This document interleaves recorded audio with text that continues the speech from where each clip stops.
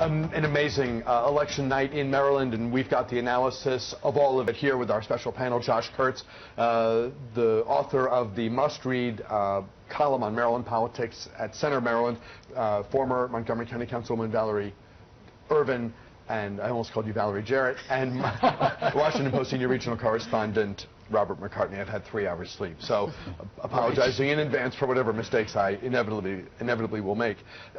Talk about let's talk, Josh and Valerie, about the District 8 race, the Democratic primary looming so large because of the electorate, the way the numbers stack up. Republicans really with such a steep hill to climb.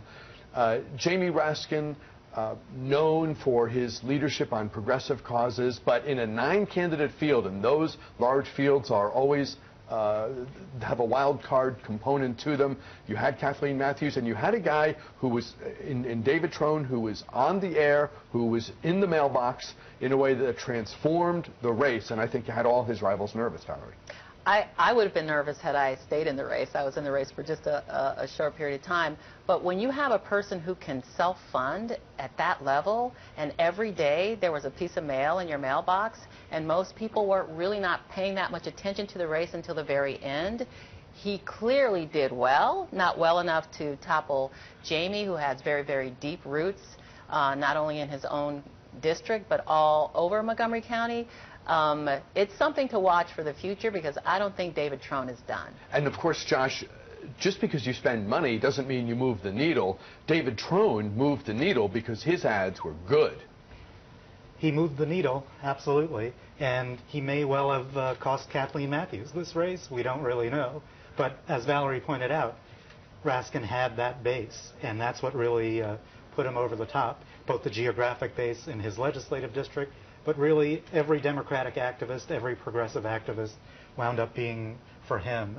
And that doesn't always carry the day in Democratic primaries, but certainly in this fractured field, it was enough to give him 1/3 of the vote, and that made the difference. A lot of the message, Bob, that David Trone advanced, coming to the world of government potentially with the businessman's sense of how you solve problems, clearly the theme that he stressed of being independent from the moneyed interests, you know, the great line, this ad is bought and paid for, I never will be.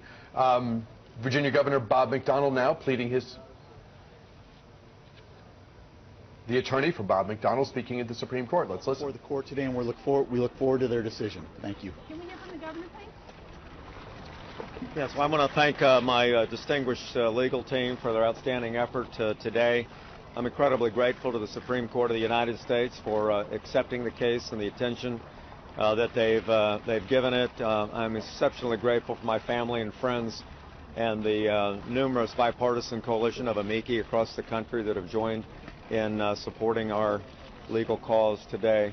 And I want to give credit to my Lord Jesus for his sustaining me and my wife and my family during these last 39 months that have been very, very difficult. And I want to say, as I've said, for the last 39 months, that never during any time in my 38 years of public service have I ever done anything that would abuse the powers of my office. And thank you for coming today. Former Virginia Governor Bob McDonnell leaving the microphones there outside the U.S. Supreme Court without taking questions. His appeal on let's.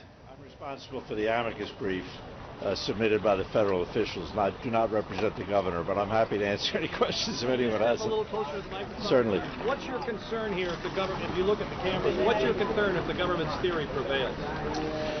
That there would be, as Justice Breyer expressed it, there'd be no way in which counsel to any government official could advise that official as to what to do and not to do.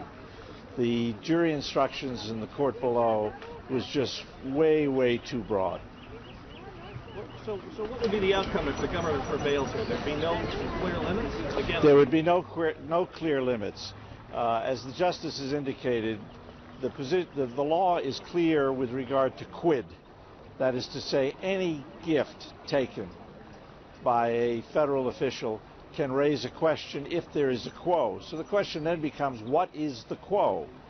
And as the court below described it, the quo would be any access to a government official. So if you provided access to somebody who had made you a campaign contribution, you were guilty of a crime. That can't be the law.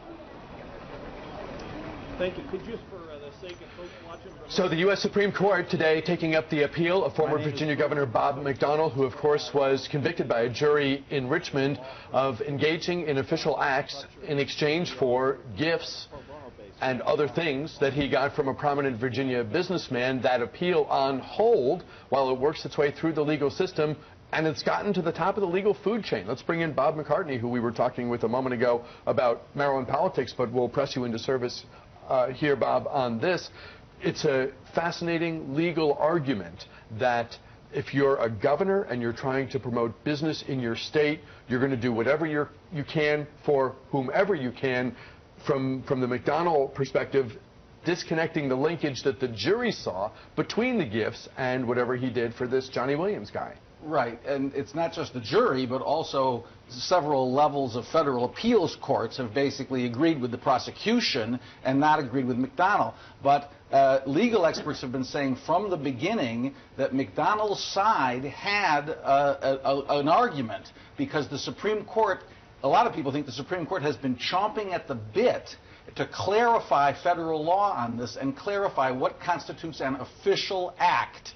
And McDonnell's position has always been that he didn't do any official acts like push for legislation or enact a regulation to help the businessman who helped him with a lot, helped him with the gifts and the Ferrari ride and the loans, the loans for his property and all that. So I think that if Justice Scalia had not passed away, that this would have been a much stronger likelihood that the Supreme Court would ultimately vindicate Bob McDonnell. With his passing, it's a little more dicey, but some people think that even some of the liberal judges could go along with the conservative, what used to be the conservative majority on the Supreme Court, and rule in his favor, and he would then be cleared and his wife would be cleared. And if you're right that the court was eager to weigh in on this issue, then all they needed was a case. The McDonnell